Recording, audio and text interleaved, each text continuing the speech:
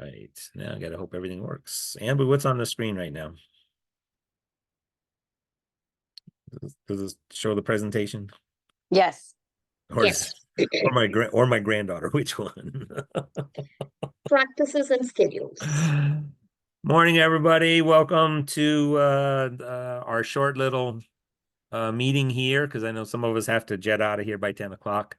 We're going to talk about practices and schedules. I have practice on there because there's a lot of questions out there, especially from our Title I schools or Title I friends that are sort of struggling right now. So I just want to give my views of how I do things. We're going to go ahead and wait maybe 2 more minutes to let people come in, just so that they're not all missing things. If you have to leave early, we are recording, so you can get the recording through the Vaso YouTube channel, or it'll be linked over in on the regular Vaso website. Are there any questions I can answer while we're waiting? Anybody got something on their mind?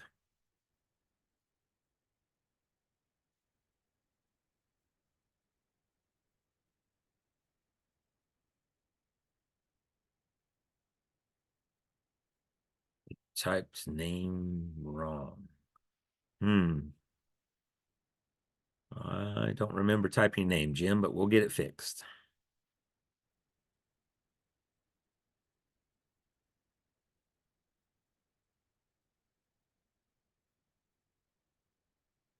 All right, let's go ahead and get started. So, the first little bit of conversation is preparing for a practice. You as the coach, whether you're a parent or a teacher, you need to be prepared for keeping basically 12 kids busy while you're talking with 2 or 3 of them about their events. So do some research ahead of time on the events. Make sure you've read the rules. Make sure that you give them some questions that they can answer. For some, especially the little ones, it may take them a while to find answers or understand it. So I like to give the kids video links or audio files about what they're going on. And I get mine mostly from Khan Academy, which it is above their age level, but at least the professors over there, they do a good job explaining what's going on. So if it's, the refraction of light for optics, there's some good videos out there. YouTube is another one. Now that Google's rolled out their Gemini, you can ask it all. They can ask it all sorts of questions, and it'll give them answers. It'll give them pictures. It'll send, give them a video to look at, and so forth. So be prepared on how you want to attack that. And then this is the way my practices are going this year. And that first box there in yellow, that independent research, this is where they're going to be sitting by themselves and working. And you don't want them coming up and asking you questions while you're working with another group. You want them to be able to work by themselves, or not by themselves, but with their partner. And we do ours mostly through Google. The kids make Google Slides. They go out there and they find an answer to a question or a picture or whatever. They can put it on a Google slide so they can study later on. So give them questions to answer. They can practice answering questions with a partner. There's another thing. Ambu, can you put in the chat there the link to scioli.org and a couple other, that's a good wiki there that's run by alumni of Science Olympiad. And they've got, for B and C, they've got all sorts of questions out there. But since we try to mirror what B does, there's pertinent questions for that kids can go out there and answer. There's also practice tests that coaches have given and shared with people that might help with some of that. The other big one is there's some report writing for some of those events that they need to start, looking at how they want to write those reports. So I always have one group that's doing independent research, one group that I'll give some building materials to. They need to make sure that they're reading the rules. They can do some research on building techniques if they want, and they just need to spend some time building on things. And then the last one is the coach time, meeting with me to go over the rules to make sure we're all clear what's going to happen. And since I'm running 3 teams, if I'm talking about anatomy rules, I'm going to have all 3 teams with me. Doesn't matter who the students are, because I don't want to go over it 3 separate times. But that's where I can give them suggestions on where to find materials or how to build materials. And answer their questions at that time. My students, we've only had our second practice and they're still in that adrenaline stage where they're just all going a mile a minute and they need to slow themselves down and focus and concentrate. A couple of other ways you could do it is, and I've done in the past, is I've done practices by events. So I would pick a Tuesday or Thursday that I have my practices scheduled for, and I'd say, okay, this Tuesday is only for those who are going to be studying Build-A-Barge, and that group will be work on Build-A-Barge. The others can come and sit, but I won't answer any questions from them because it's not their day for those questions. And I've held practices just by grade levels, just so that the 3rd graders don't feel so overwhelmed by what the 4th graders and 5th graders are doing. Let's see, what do we got? Looking at questions here. Yes, Jen, we're going to send the slides out. We do have some things out there. And like I said, Scioli is a good place to go. So that's pretty much how I do practices this year. And I know that there's some coaches out there still struggling about how they're going to do this. The best I could do it if you're a teacher is this is your reading group. You know, you're going to have kids doing different things at reading group or math group, that 3 group rotation type of thing to make sure everybody gets things. The research ahead of time also. All right, any questions about practicing I can answer before I move on to the next?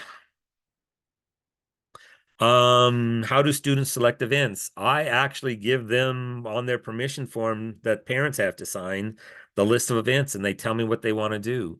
My first practice this year is we go through what everybody wants and then we have to start doing trade-offs. As far as, you know, well, Johnny wants to do this. I've got 15 kids who want to do one event and I show them that, well, hey, this event is similar to another one, but nobody signed up for it because they don't know what the name is. So I talk through what the events are, the descriptions again, and get students to go back to different things. So that's how I do it. You know, I try not to get into that we need to have a competition to see who's going to be in what event, except for maybe the building events. But I just let them pre-select, and then I put it on a big old spreadsheet. In fact, I can let me see here. Let me see if I can find it for you really quick, just so you guys know what it is. I have to go out to my FCPS really quick.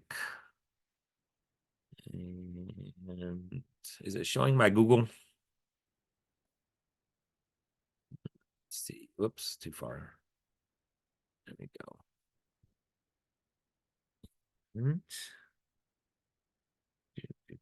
Amber, what's on my Google? There we go. Your roster? Oh, my roster. Okay. So then here's my 3rd grade. I go in here and you can see that I've listed all the events, and then now I have filling it in with student names, even with the building events, and I can start picking who's going to be where, who's going to be studying what. My 5th grade and my 3rd grade are my biggest groups right now, and you can see anybody who signs up late, well, they're going to get stuck in events that they may not want to do. I pretty much have, but you can see here, tower building, I've got 4 students. These 4 students have competed against each other every year, so I know that that's going to happen. So they're going to have a building competition to see who I'm going to put in that event. All right, back over to the presentation. There was a question Go regarding, ahead. give me Go a ahead. second. 1 second. So do you hold one whole practice generally around one event? I've held it that way before. I'm not doing that this year, but I've held it that way before. And especially when it gets to the building events, because to me, the students can actually study for events at home. There's nothing to say that they have to wait and just do it 1 day a week at school or 2 days a week at school. They can practice at home. That's just my feeling about it. To me, if they're signing up for this, they need to be more responsible than me giving them, spoon feeding them every little bit of information. Okay, any other questions? A team can decide what events they can compete in. Yes. Oh, Ambu wrote that. I'm sorry. All right. Let me go back here. My thing is all right. So, any other questions that I can we'll have later at the end here. All right. Competition day. Oops, I'm going the wrong way. Sorry. Competition scheduling. So there are two different schedules going on within the Science Olympiad competition. There are scheduled events that are set in stone. These are times that your team or teams in an event must be there all from the same school. We can't move those for anybody. They're going to stay the same. And this is where conflicts will show up. And I'm going to show you something that I've created to help you look at the conflict times and so forth. The other one are coach scheduled events. These are things that these are events you're going to schedule within your coach account in the portal. And you're going to schedule it around the other events and around the free times that the student might have. With that conversation, I only allow students to have at most 3 events. A lot of them right now have 2 events. They may have a 3rd event if I don't have other students join the team. So let me show you this document I've created. So, all right. Am I sharing my schedule? No. Nope. All right. So new shares, this one right here. All right. So in the rule book, we have a schedule that looks like this. A lot of numbers on it, a lot of things that, it's very confusing. So what I'm going to send out is based on your team number, I'm going to send you a sheet like this when we give out team numbers. So this is being the morning session. You can see that if I'm a team 101 to 107, these are the only times I can schedule my students for these events. And this is where the conflict comes in, as you can see that anatomy and 3rd grade picture this go at the same time. And also astronomy and 3rd grade fossils go at the same time for the morning. Those would be the conflicts we're talking about, is that if a 3rd grader wants to do astronomy, they can't do fossils at the same time. But they could do paleontology and fossils if they wanted, because those would fit in their schedule. And then below that, you see the tech events. And you can see that anatomy starts at 9 o'clock in the morning. So if I've got little Johnny in anatomy at 9 o'clock in the morning, I can't put him in Build-A-Barge at 9 o'clock in the morning. It's going to have to go to a 10 o'clock time or an 11 o'clock time. So hopefully this will help you a lot with your scheduling, is fill in your top part, put in the names, and then look directly to below to see if there's a scheduling conflict with a building event, and then pick either a before or after. And then it's the same thing in the afternoon. The afternoon only has one conflict, and it's the cells and the 3rd grade ecosystems. So, that's where you have to talk with the 3rd graders and say, I'm sorry, you just can't fit in there. And again, you can see where there'd be a conflict that if somebody's in forestry, they can't do Build-A-Barge at 1:30. All right, questions on any of that?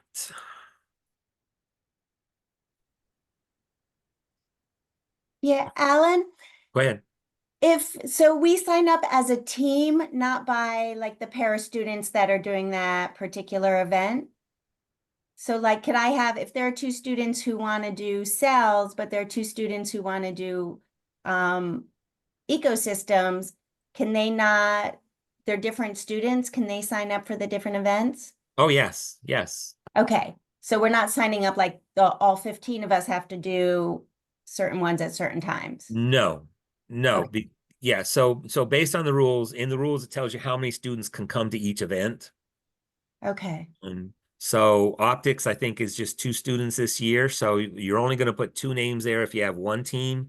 You're going to put 6 names there if you have 3 teams. And then the rest of your team members could be doing a building event at that time also. Does that answer your question, Jen? I recognize you. yes, thank you. All right. What else is in the chat? Anything there, Anbu? It's good. I have registered one team. Can I go in later and sign up another team before deadline? Yes. Yeah, Ramya, if you, the other part of that is if you've already made an invoice, contact us so that we can add in another team for you, and either re-invoice it. Also, if you've already paid for your teams or your team and you want another team, let us know that too, and we can make that happen. All right, back to There was a question about when they'll get the team numbers. yep, that's on the presentation here. Let me get back in the slideshow here. Can I chime in and ask a quick question? Go ahead. I'm sorry. Going back to that schedule, I was the one who asked the team number, but just to clarify, like the schedule you just showed for the 101 to 107 team numbers, they're all correlating the same as that schedule. So like anatomy and 3rd grade, picture this. I could go based off of that schedule when I group my students into their events. Correct. Okay, that's really what I wanted to clarify. So I appreciate it. Thank you. Yeah. So the students who want to do anatomy, that's their time for if you're a 101 to 107, that's their time at 9 o'clock. Which means then you can schedule them for a building event at 10 o'clock, and then you can bring them back in and have them do states of matter at 11 o'clock, those kind of things. Students may come late to events.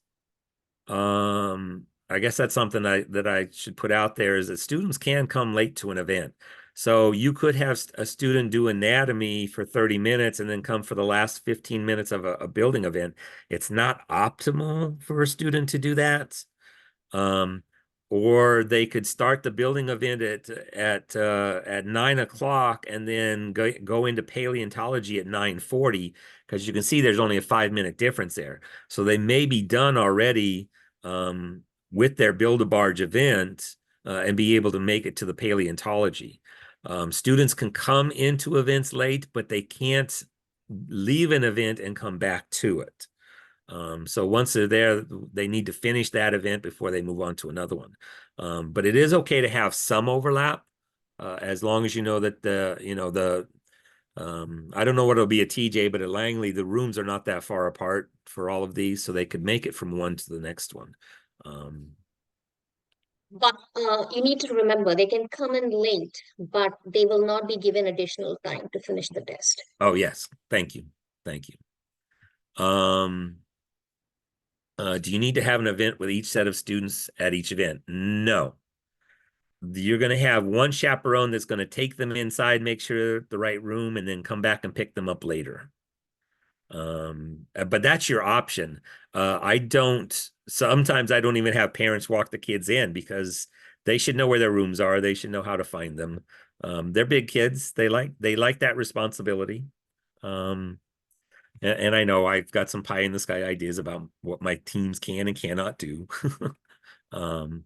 So there's not going to be the adults won't stay in the rooms with them. So that's where we ask them to go. The chaperones go to the waiting area and wait there for them. And the parents don't come in the building at all. Let me see what else I got here. Don't assign your event times or promise a family an event time until you know your team number. There's been coaches that have come to us and say, well, Johnny's got a soccer game at 1 o'clock in the afternoon, but he also signed up for an event at 1 o'clock in the afternoon. Well, I'm sorry, we can't accommodate Johnny's schedule. We're not going to change his schedule just for his soccer game. So don't give out those event times until you know what your team number. And we'll give out the event times if we get a full competition day of 35 teams, then we can start giving those the numbers out then, or September 28th. That's our deadline for everybody to register anyway.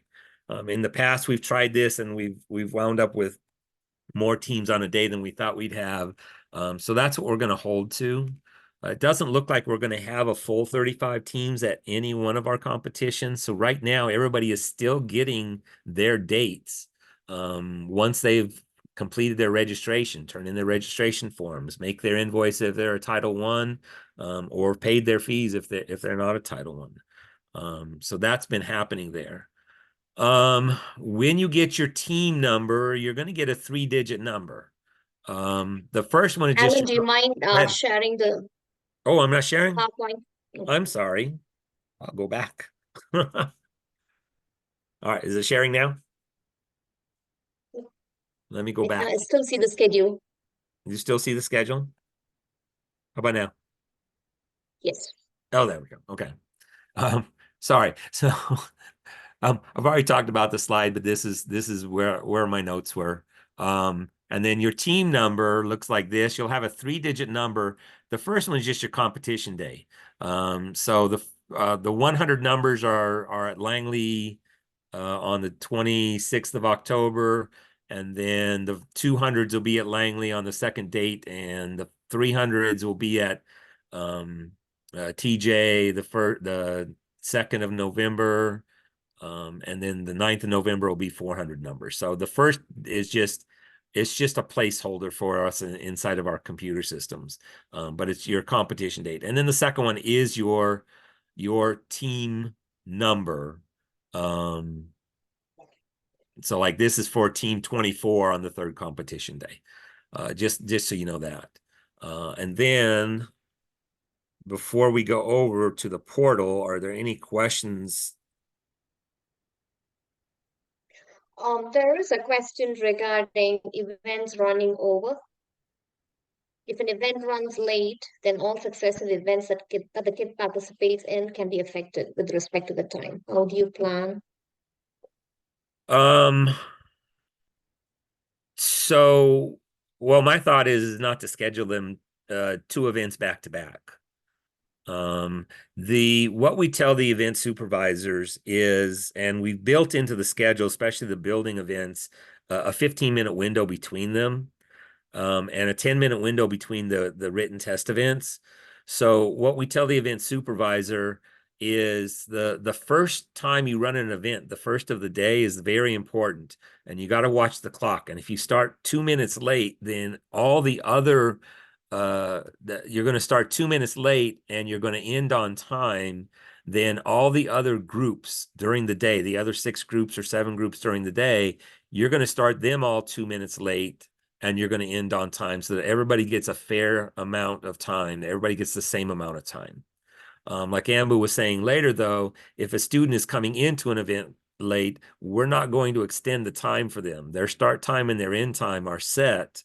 And you know, if they have, the other part is if they have an event that is going to, let's say they're in anatomy and they need to run to build a barge, they need to make sure that the event supervisor, or let me do it differently here. If they're in build a barge and they need to run off to another event, they need to let that event supervisor know that, hey, my team wants to go first in our building, so that we can get to the next event on time. We very rarely have building events run overtime, because we're making sure that we limit the things. Does that mean students cannot start doing research and practice late? No, they should be practicing now. No It's a one. time slot. Do not promise a time slot at which they will compete. It seems like the short of time for. Deborah may have to come on and clarify this a little bit. No, the students can practice now. They should be practicing all the way up to their competition day. So I'm sorry, so this is our first time coaching. No, it's fine. That means that we just look at the schedule that's available on the manual and just figure out which events won't conflict with Correct. other events, and it's just okay. It's the time. It's just don't assign the time until you get the team number. So you could take a blank competition schedule right now, Okay. and you can put names in this because you know what students are going to do anatomy. You just don't know if they're going to do it at 9 o'clock, 9:40, 10:20, Gotcha. and so forth. Gotcha. Right? So you know where they're going to be, what events they're going to have. You just can't tell them, well, you're going to be here at 11 o'clock. Got it. Got it. Right? And the same thing with the building events is you can put them in a time and say, well, this is my perfect schedule. And then once you get your team number, and then we're going to go through a portal review here in a moment. Once you get your team number, you go in and start scheduling those times. And for building events, I always pick 2 times for teams, just in case for whatever reason it fills up and I can't get the optimal time I want. Gotcha. Okay, does that help? Yep, makes sense. Thank you. All right. So all participating students arrive at the same time on the competition day, or do they arrive at the scheduled time? So this is a coaches talking to parents how they want to do it. Those families that I know are going to drive their students to the competition, I tell them they have to be there a half an hour before their first event. And then I tell them they can leave when their last event's over. They can come back for awards. They don't have to stay the whole day. So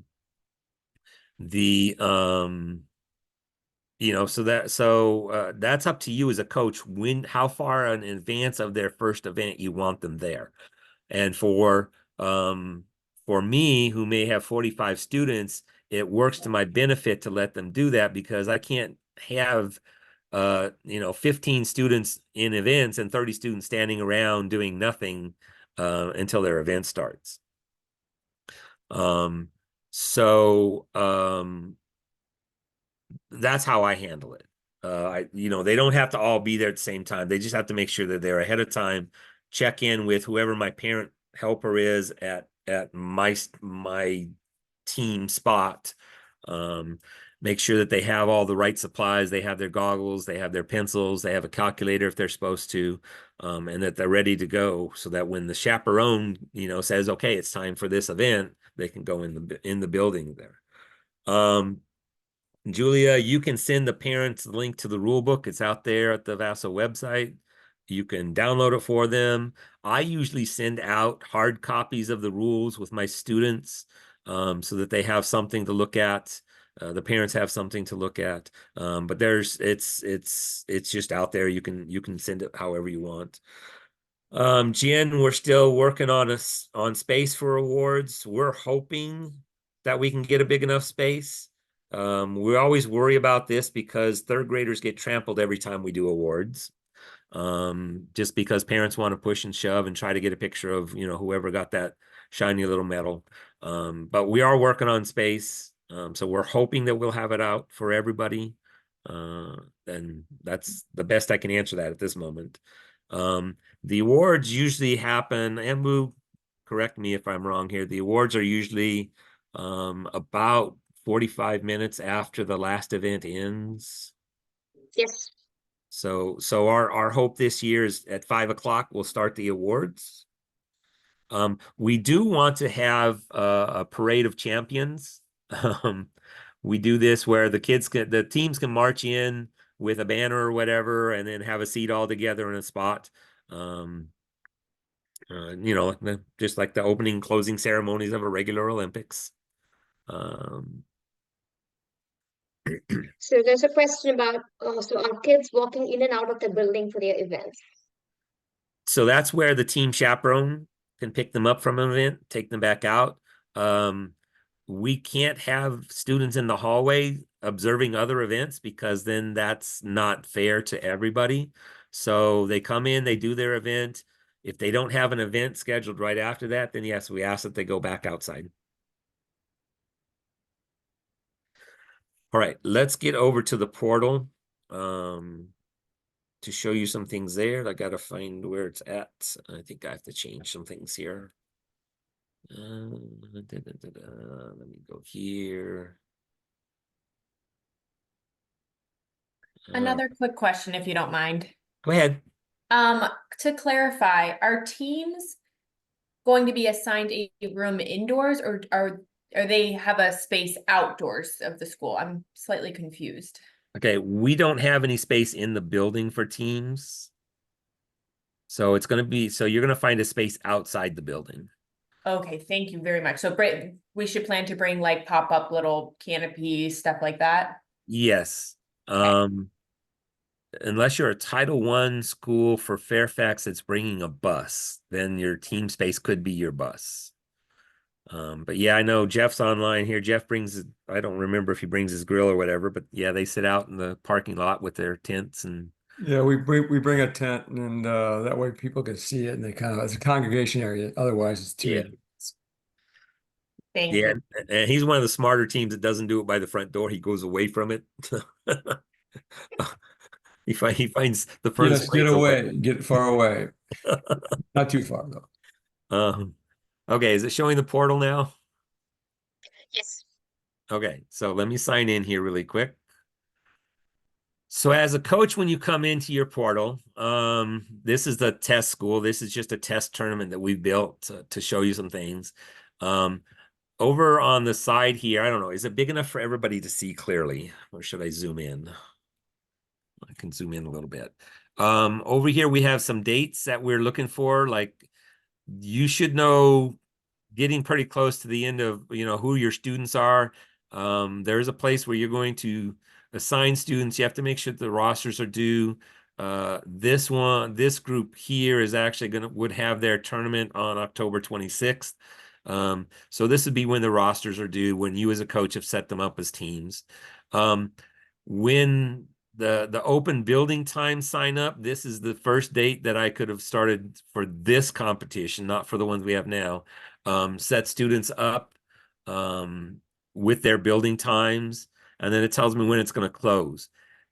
If you miss this closing time for your building sign up, then you're at the mercy of whatever is left when we print out schedules, and we will then you'll need to ask the event supervisors if they, what are their free times, what's left.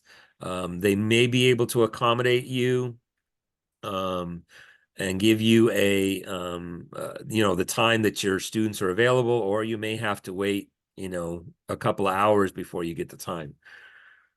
All right, so first thing you would do, your tournament pieces here, create your teams. Right now, you should be having, if you have your team, your students, parents need to go out to the VASO website, and they need to start filling out the permission forms to participate with VASO. And then that's where you would start with your setting up your schedule here. So, and this pops up on your portal once you've paid, or created your invoice, or you've turned in those the forms that we need for school sponsorship. So you go in here and you can see that there's some team numbers here.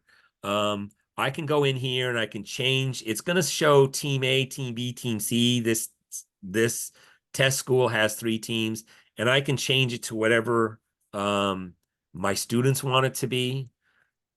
So I'll type in, I'm going to spell it wrong, Pikachu, because that's what was there before. I think it's got a K in it, but that's all right.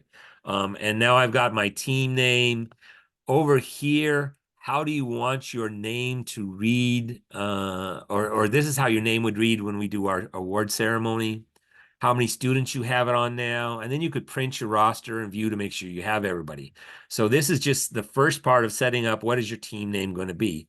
Down at the bottom, these are all the students that have signed up. So you can see here that Frodo is on team 529.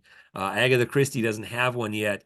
I can go in here on these blanks and I can pick and choose what team that they're going to be on. So I'm going to put her here. I'm going to click submit. And now I have 2 students in different places. If you come in here and on your roster, if a parent has actually accidentally picked the wrong school, you can go ahead and remove that student.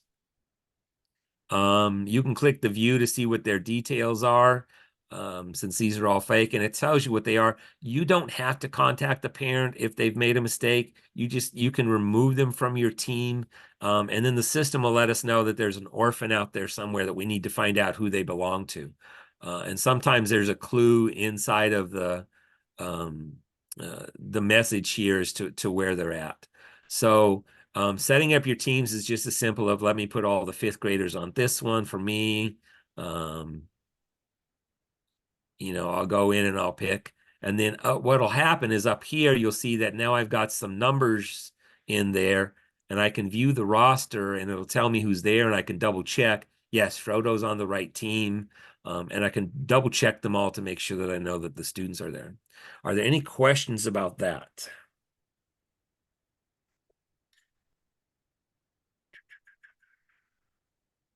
I'll come back to that one later. Does that mean the parents can hand in permission forms later than we form a team?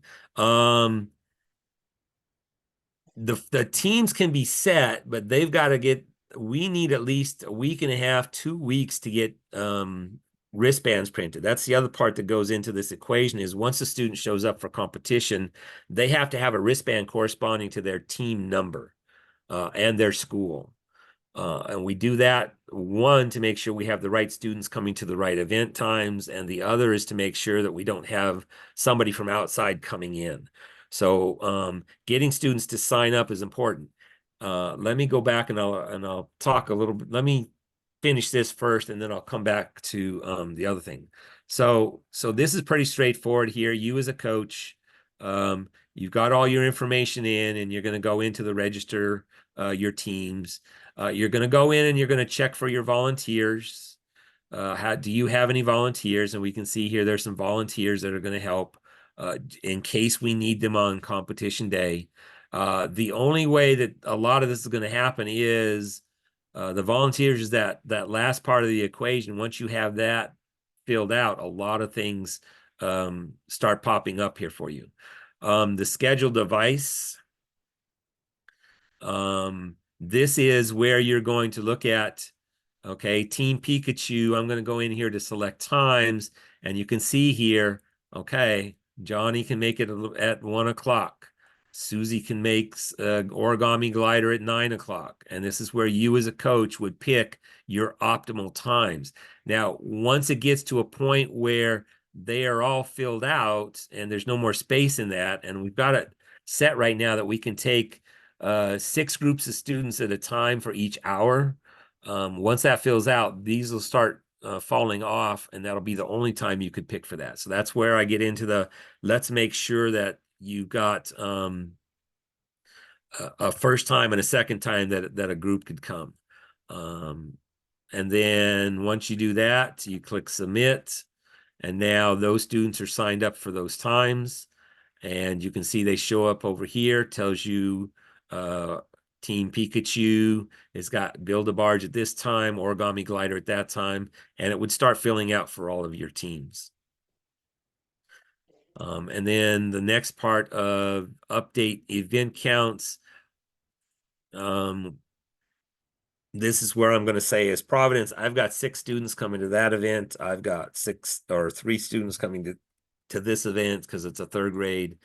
I've got 2 students coming to that. Astronomy, I've got 6 students, and so forth. We ask you, actually, I'm gonna, I'm the driver to the portal, I write it, so I'm on the background here. I'm asking how many teams of students, not. Yeah, sorry. I'm sorry. Yes, teams. So let me go back here. We can save paper, so we don't have to print as much stuff. It just Right. helps. So 1 for fossils, 1 team here, because these are all 3rd grade. They're all going to be 1s. And then this would be 3 teams for astronomy or anatomy, 3 teams for astronomy or whatever I have, and so forth. Okay. And this is like Karen was saying, this helps us with printing the written tests that they're going to take, because they're going to be written, they're not going to be on a computer. And then you as a coach, as they start falling into, you can start seeing tournament results, what places you have students. And I know there was a question over here about do students have to stay for the award ceremony? I don't require it of my team. I just tell them I'll give their awards at school on the Monday after we meet. There's always that one student that I have that will want to stay or come back, which is fine. But that's a family decision on my team. It's not a hard and set rule. They have to be there. Who does have to be at the award ceremony is a coach, because we need somebody to pick up awards for the students who did not stay to get their awards. Go ahead. Alan, there's question regarding forms. Yeah, I was gonna and I was looking for it here really quick. I see multiple forms, student signing up process. Okay, so one of the things that we went to, especially to help out our Title I schools with families who may not have access to the internet, is you as a coach, if you want, you could send out a paper form, and then you can go in and fill out all this information for a family. I'm not going to do that, because you have to do it for every single student, or you have to do it for those that you get. But for me, that would be 45 times that I would have to go in and enter all this information. You might only have to do it for 1 or 2, which is fine. It allows, it's just another way for us to help the families out who, I hate to say it, but maybe living in a car and don't have access to these kind of things. So that's what the paper forms are for. And then there was a, can you please explain? And then let me share, just so you guys see it really quick, the other thing that I had. Let me go to Virginia SO. Let me make sure I'm sharing that screen. All right, so over here in the Virginia Science Olympiad, if you haven't seen it, this is actually where you as a coach can go to logins, and you could log into your accounts through there. Oops, I'm on the wrong share. Sorry. All right, so this is where you can see your coach portal. Over here, where it says forms under the elementary one, the Division A one, you go in there, and then in here, there's your volunteer sign up. And then down here, here's the same permission form that parents can fill out. And this is where they would select their school. So I can say, I know it's way down here. Oh, it's not there. There we go, Providence. And then the parent can just put the name, their grade, their gender, their language, and they can fill out all of this. And then you don't have to do the paper copy form. There's a question about forms being available in Spanish. They are available over in the portal. Let me get back over there really quick. When you go in here, the process student permission forms. Oops, wait a minute. Let me go back a step here.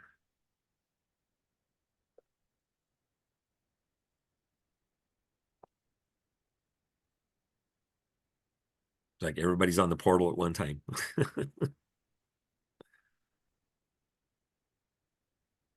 Let me look at questions here while it's spinning. I see multiple form students signing up. I'll just answer the question about where to find it. So you go under the process paper forms, and there's a link under there that tells you where you can find the paper forms. So if you just go under that part of your coach portal, you'll find the link to find a Spanish form or a paper English form if you need it, because a family doesn't have access to the internet. So just hit stop and re-go or whatever, Alan, or something like that, or just Yeah, sometimes Yeah. sometimes it gets hung up, especially if you have a lot of tabs and internet stuff going on. There we go. Sign back in. Okay, so that's what it is. And there's useful links here and so forth. Are there any other questions? There's a question from Santosh asking whether they can register 2 teams now and, if possible, remove one later if needed. What was the last part? I mean, Oh, if they drop have one? to remove one team, can they Yes, do so? yes. You can do that. Up until the payment point. For Title I schools, if you've got one now and you want 2 and you've already hit the invoice thing, let us know so we can adjust that. All right, so that's the coach portal. There's a lot of interesting things out there that you can do with it. Let me get back over to the presentation now. Make sure I've got all of my thoughts going. All right. Oh, back to here. Yeah, check the coach portal. We talked about that, the due dates for each thing that we need in so we can get wristbands made, so we get tests printed and so forth. Once you have most of you who've already finished registration have your dates, you know when you're coming. We just now have to wait to the deadline for registration or till we fill up a date for competitions. And I think one of the last things we're going to talk about, we do have some souvenir shirts. They do have the icons of all the events on the back. On the front, it says Vaso over the heart. The link here, once I send it out, if I click on it, it'll take us out. It's a custom ink commemorative or a custom ink thing. They are $8 a piece.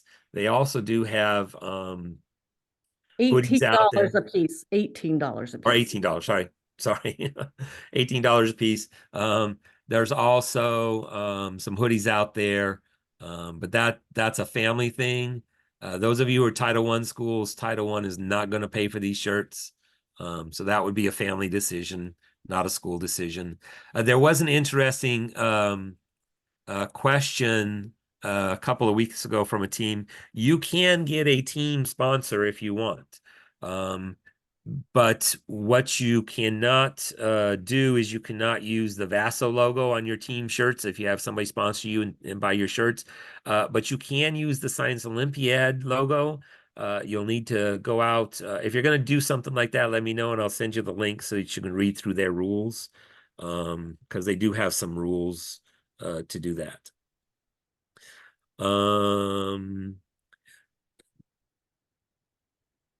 What do we got here? If a member of an admin team wants to join, would they be considered one of the 2? Yes, they would be a volunteer. You could sign them up as a volunteer. That's not a big deal. In fact, the more that are there, the better. Just in case. Parent permission form. I think Karen sent that out. How are you planning to address the post clarifications for event? I don't understand. So let's see. For example,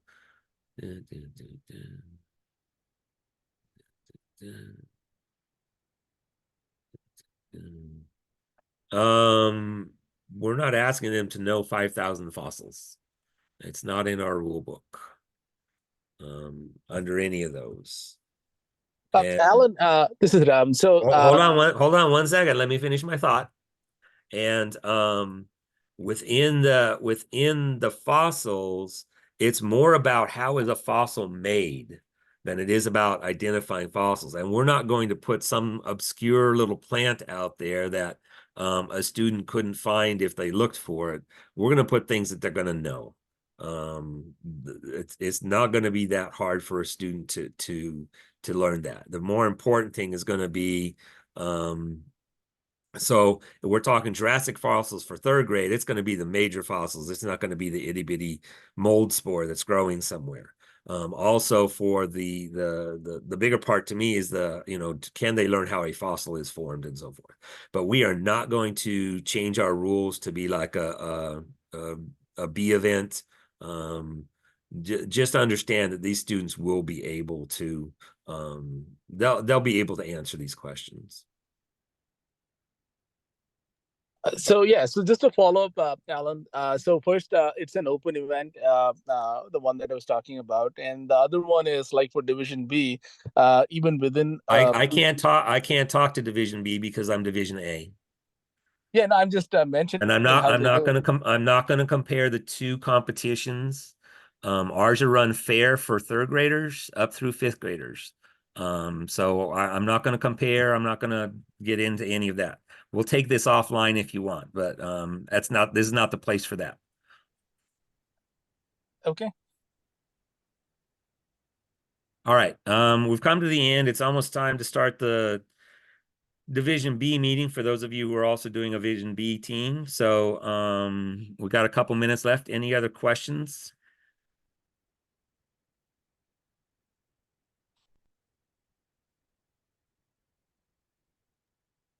I have a quick question just because I'm starting to have parents ask to be volunteers. So are we only allowed to bring 2 volunteers or can we have more?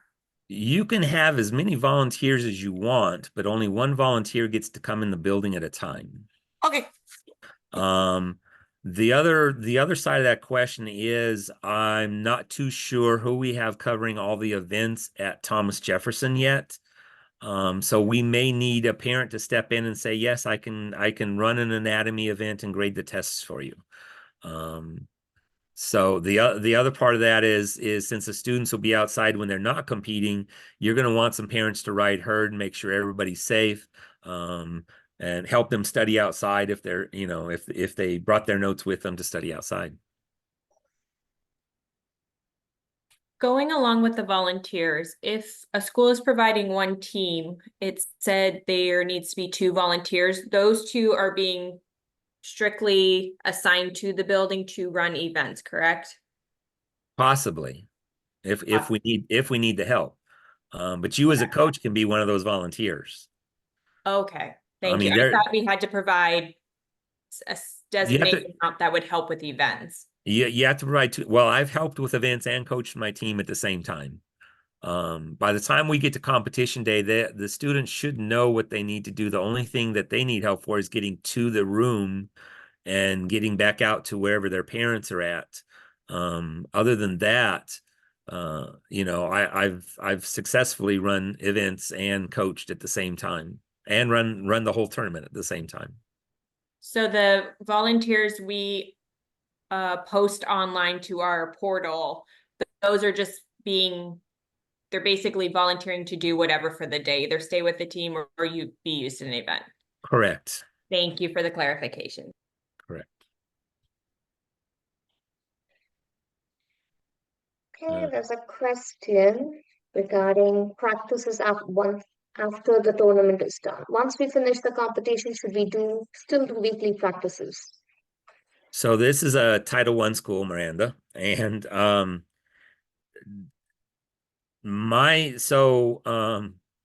going to go into more practices with my older kids, my 6th graders. So I'll have a team in the B competition also. So I'll continue practices. The big thought here is that once your competition is over, to continue it as an after-school program until the funds run out. So it could be okay, well, we only came in 10th place. Let's go back and let's look at it. Or you can dig out the kits that Title I has sent to the Title I schools, and you could do all those other little events that they have in those kits. So that could be another way to do that. But there's no set end date by the Title I office. It's just, whenever your 20 weeks is up, then that would be the end of your thing. The wristbands, so the day of the competition, the building usually opens at 8 o'clock. Coaches come into wherever we have all our office at, and you pick up a coach packet. In the coach packet, it's going to give you a map of the building and where The events are, it's going to give you a wristband for every student by name. And it's going to give you a trash bag to make sure that your team is picking up your trash, things like that. So you'll come in and pick that up, and then you'll pass it out to your students before they compete. A fast and set rule by Science Olympiad is students will not be allowed in a competition area unless they have a wristband corresponding to their time and their team for that event. Now, let's say Johnny is supposed to do Build-A-Bars, but he doesn't show up. It's okay for Mary to bring another partner with, or somebody who's just standing around. And I do this quite often. It doesn't matter if the student didn't study the material. It's just so that they have a partner with them, so that they're not alone. They've got that friendly face that they can read the questions with, and maybe, who knows, they become a good partnership. But they will have to all have a wristband.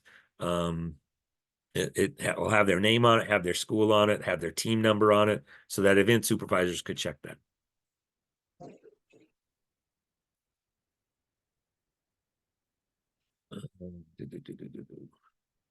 All right. Anything else out there?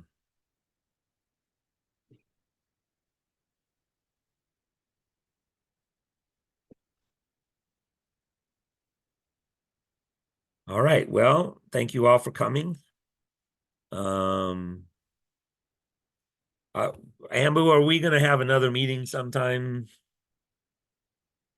Once we finalize everything, yes, we'll have So- one before the first tournament. So either the end of this month or the first week of October, sometime in there. Okay. So we will be sending out invites for another meeting. Again, you can always reach us through email, send us your questions. If we have to, we can always meet individually by Zoom. The biggest thing right now is make sure your kids are out there starting to read those rules, starting to do some studying, and starting to become a team. Thanks so much. You are so helpful. Greatly appreciate it. Have a good weekend. You too. Take care.